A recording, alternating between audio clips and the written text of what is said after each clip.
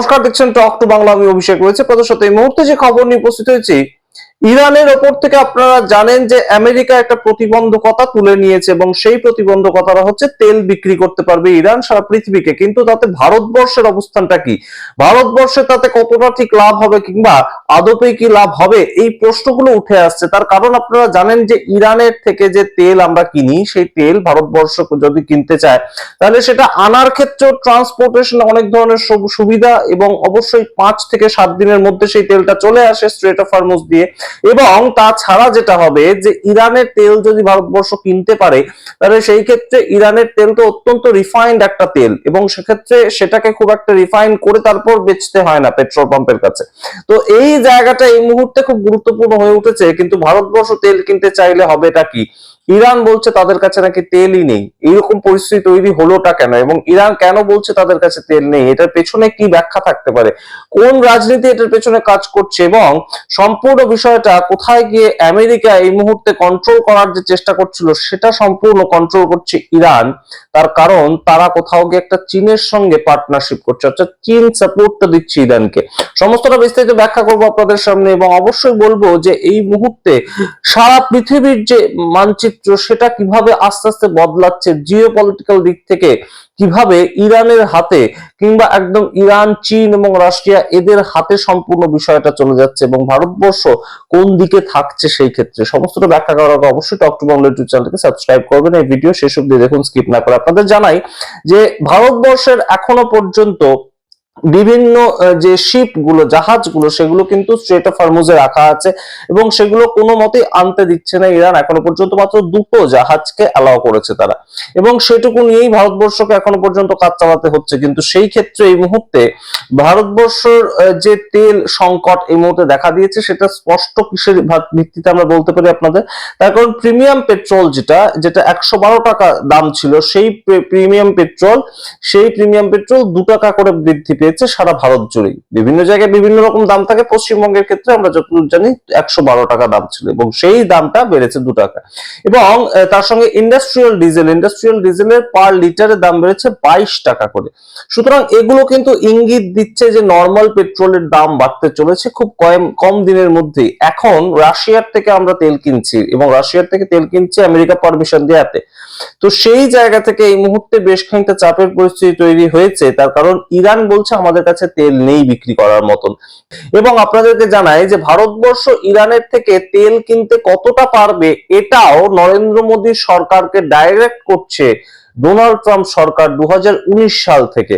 2019 সালের আগে পর্যন্ত আমরা বিভিন্ন সময় ইরানের থেকে কিন্তু তেল কিনতাম, এবং আপনারা যে ছবিটা দেখতে পাচ্ছেন একদম ইকোনমিক টাইমস এর, সেখানে কিন্তু সরাসরি বলা আছে যে আমরা কত সময় কত টন তেল কিনেছি ইরানের থেকে। সেটা যদি দেখা যায় ইউপিএ 2 সরকারের থেকে, মোদী প্রথম যে গভর্নমেন্ট চালিয়েছে তখনও পর্যন্ত 2019 পর্যন্ত আমরা কিন্তু সেই তেল কিনেছি।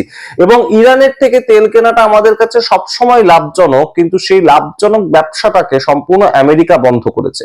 এবং আমেরিকার সেই বন্ধ করাটা ভারতবর্ষের নরেন্দ্র মোদী শুনেছেন 2019 সাল থেকে, তখন থেকে তেলের দাম বৃদ্ধি পেয়েছে কিরকম ভাবে আপনারা দেখুন।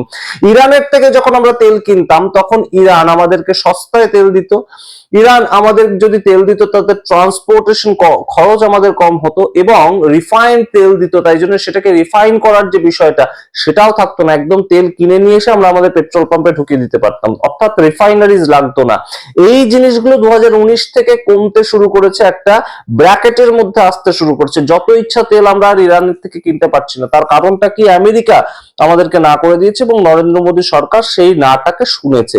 এবং আপনাদেরকে মনে করিয়ে দিই, একদম প্রমাণ সহ দেখাচ্ছি আমরা যে 2019 সালে পেট্রোলের দাম আজকের দিনে কত ছিল। 2019 সালে এই সময় একদম আমাদের ভারতবর্ষে পেট্রোলের লিটার কত করে ছিল? 73 টাকা 83 পয়সা। আমরা ধরে নিলাম 75 টাকা ছিল, কিন্তু এখন এত বৃদ্ধি পেল কেন বলুন তো? তার কারণটা হচ্ছে ইরানের থেকে তেল আমরা কিনতে পারছি না, এবং সেটা কে না করেছে বলে কিনতে পারছি না? ডোনাল্ড ট্রাম্প না করেছেন বলে কিনতে পারছি না। এবং ডোনাল্ড ট্রাম্প তাকে এতটাই এই মুহূর্তে ভয় পেয়ে ভারতকে চলছে হচ্ছে যে ইউএস এর থেকে আমরা তেল কিনে আনছি, ইউএস এর থেকে আমরা গ্যাস কিনে আনছি, ইসরায়েল থেকে আমরা তেল কিনে আনছি। এই প্রেক্ষিতগুলো তৈরি হয়েছে তার কারণ আমেরিকা চাইছে বলে। এই মুহূর্তে ইরানের ওপর থেকে যে ডিস্যাংশনটা করেছে আমেরিকা যুদ্ধের পরিস্থিতিতে 30 দিনের জন্য, মাত্র 30 দিনের একটা সরাসরি সময় বেঁধে দিয়ে তারা বলছে আমরা 30 দিনের জন্য সময় দিলাম, ইরান সবাইকে তেল বেচতে পারে। এইটা যুদ্ধের মধ্যে আমেরিকা করেছে, কিন্তু এই যে পরিস্থিতি তৈরি হয়েছে, ইরান এখন বলছে আমাদের কাছে আর তেল নেই। কারণটা কি বলুন তো? ইরান এই যুদ্ধের মধ্যেই চীনকে তেল বিক্রি করতে শুরু করেছিল এবং সেটা এত বেশি পরিমাণে চীন কিনতে শুরু করেছে। এবং সবচেয়ে গুরুত্বপূর্ণ বিষয়টা হচ্ছে যে তারা আর এই মুহূর্তে ডলারের ভিত্তিতে তেল বিক্রি করছে না, চীনের যে কারেন্সি সেই চাইনিজ কারেন্সির উপর ভিত্তি করে ইরান তেলটা তাদেরকে বিক্রি করছিল। অর্থাৎ এখানে কিন্তু একটা খুব বড় সড়ো একটা ফ্যাক্টর কাজ করছে যে ডলারের যে গুরুত্ব সেটাকে কোথাও কমিয়ে দেওয়া। এবং আমেরিকার যে হেজিমনিটা, আমেরিকার মূল গুরুত্বটা কেন?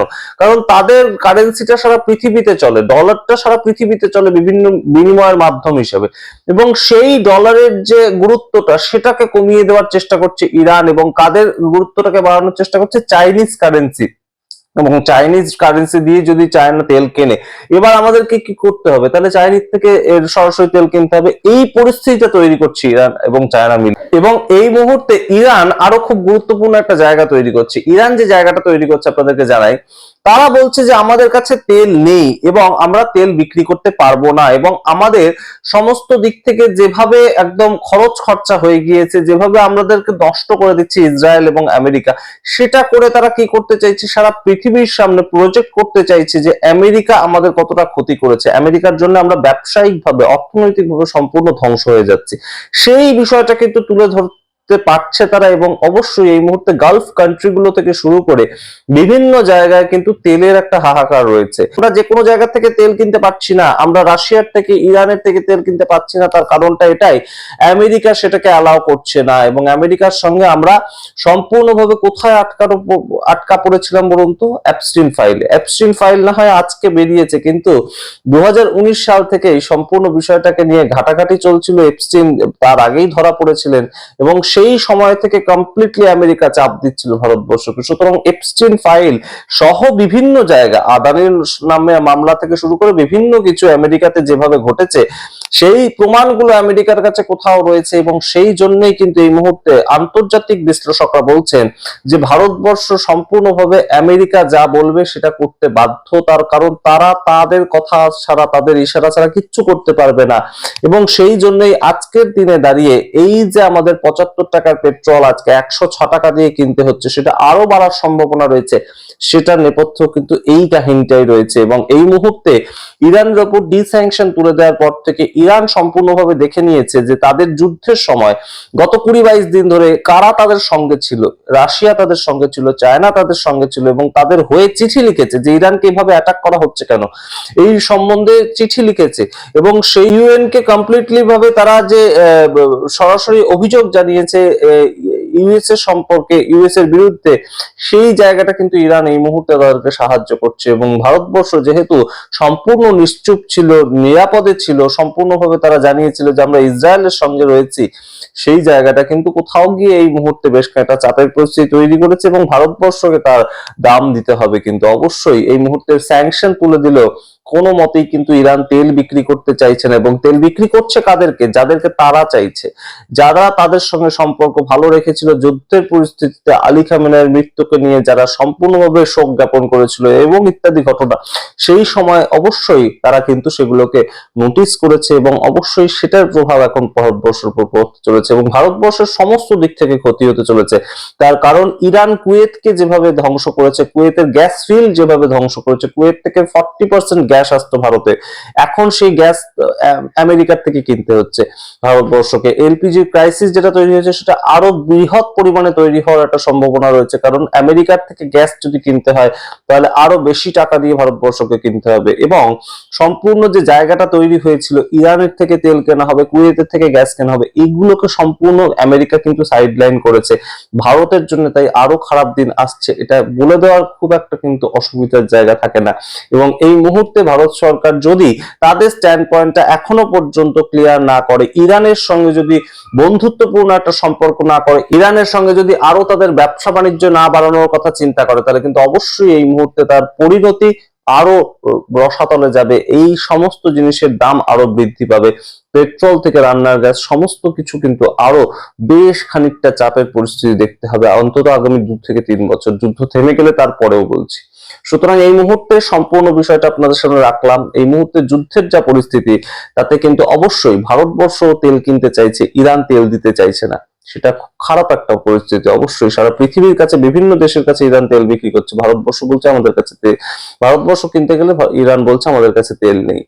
এই পরিস্থিতি অবশ্যই বেশ খানিকটা চাপজনক। আপনারা কি মনে করেন সামগ্রিক রিপোর্টের ভিত্তিতে? অবশ্যই কমেন্ট বক্সে কমেন্ট করে দেখতে থাকুন টক টু বাংলা। অবশ্যই টক টু বাংলা ইউটিউব চ্যানেলকে সাবস্ক্রাইব করতে ভুলবেন না। ধন্যবাদ।